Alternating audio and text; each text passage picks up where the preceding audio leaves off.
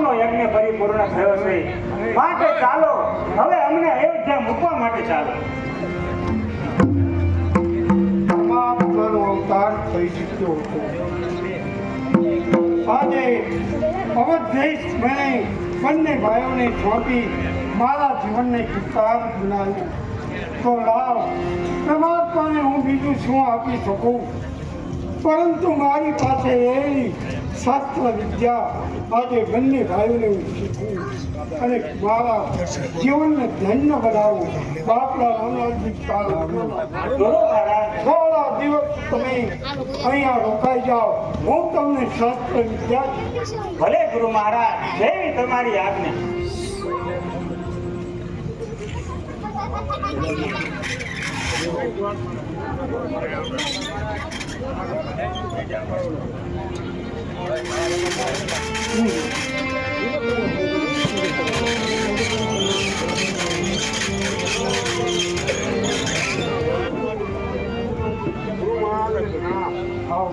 દેવ, આપ ક્યાંથી આવો છો અને અહીંયા અમારા આશ્રમે આવી આપે મને પાવન કરી બતાવ્યો. હા, હું દેવનાથપુરથી આવું છું. અને ત્યાં આપણે સીતાના સ્વયંવર માટે હું તમને આમંત્રણ દેવા માંગુ. બહુ સારું દેવ. બાપલા રામલાલજી લક્ષ્મણલાલજી, ગુરુ મહારાજ, આપે મારા આ યજ્ઞ એક પરિપૂર્ણ કર્યો. આજે જનક રાજા પોતે પોતાની પુત્રી સીતાનો સ્વયંવર એક ધનુષ યજ્ઞ કરી અને પૂર્ણ કરે છે. માટે આપણે ત્યાં જવાનું છે. આપણને જનક રાજા દેશ હતા, વિજયી ગણાતા એવા જનક રાજાએ આમંત્રણ પાઠવ્યું છે. તો એક યજ્ઞ પૂરો કર્યો અને બીજો યજ્ઞ આપણે જઈ અને પૂરો કરીએ. ભલે ગુરુ મહારાજ. તો ચાલો આપણે જનકપુર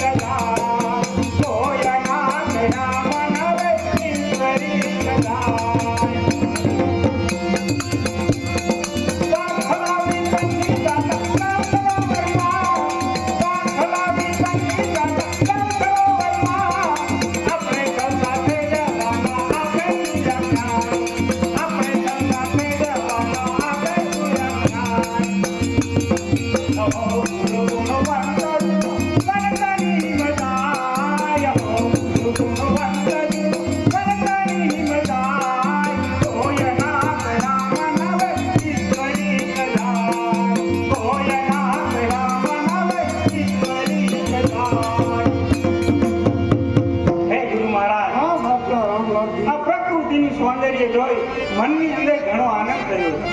હા, બરાબર છે. પરમાત્માની પ્રકૃતિની કોણ ભાગલા ભાવી શકે?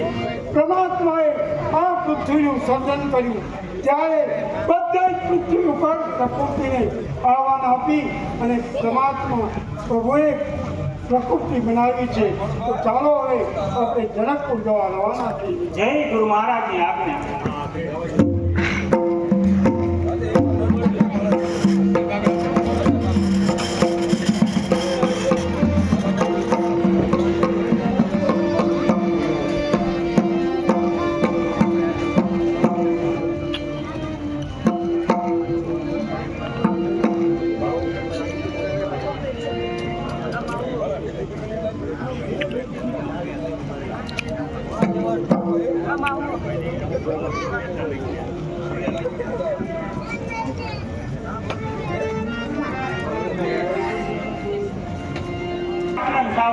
ગણાય છે. પશુ પક્ષ કે જીવ જંતુ કોઈ દેખાતું નથી. સામે કોઈ શિલા પડી છે, તે અચેતન શિલારૂપ કોણ છે તે આપ મને કહો. બાપલા લક્ષ્મણલાલજી ગુરુ મહારાજ રામલાલજીના ચરણની રજ લઈ એ શિલા પર નાખો. બહુ સારું ગુરુ મહારાજ.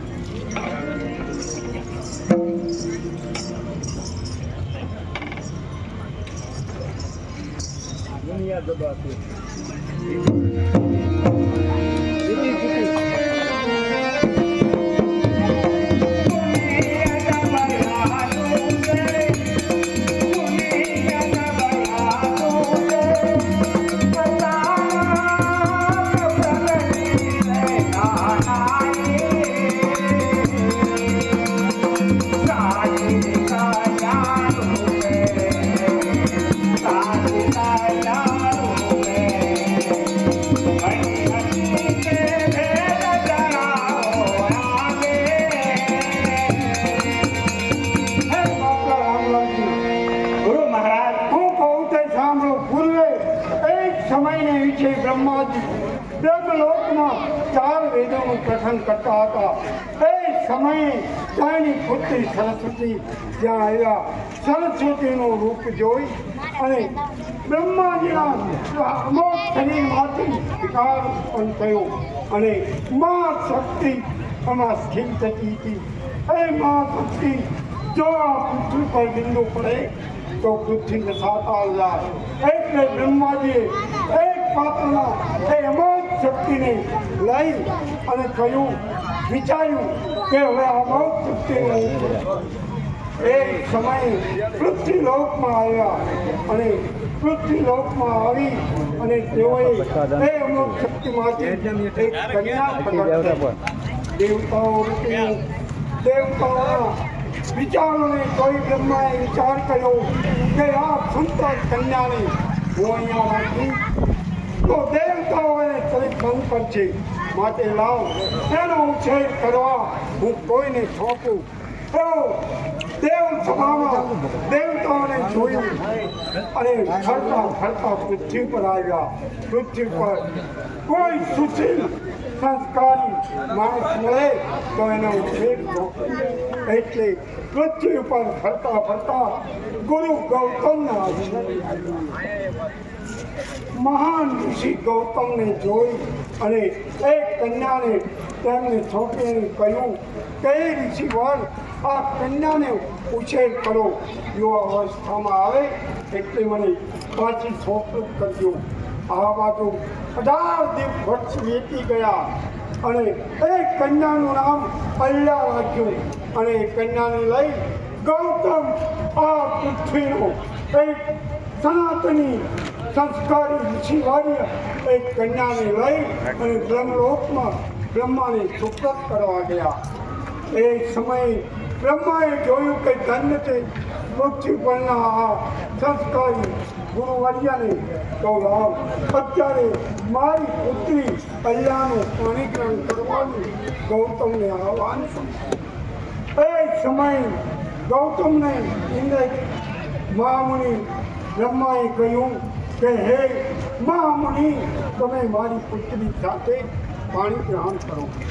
એ વખતે ગૌતમે ના કહી અને કહ્યું કે મેં એનો ઉછેર કર્યો છે, પરંતુ બ્રહ્માની આજ્ઞાનું ઉલ્લંઘન ન થાય એટલે ગૌતમે અલ્લાહની સાથે પાણી ગ્રહણ કરી અને લગ્ન થયા. અલ્લાહને લઈને ગુરુવાર્ય પૃથ્વી પર આવ્યા. આ બાજુ જેના આવાસો ઊંચા છે એના વિચારો રામલાલજી બહુ જ હલકા હોય છે. ઇન્દ્ર ચંદ્રે આ વાત જાણી એટલે એને થયું કે આવી દેવતા સ્ત્રી સ્વરૂપવાન હોવા છતાં એણે એક પૃથ્વીલોકના માણસની સાથે પરણાવી.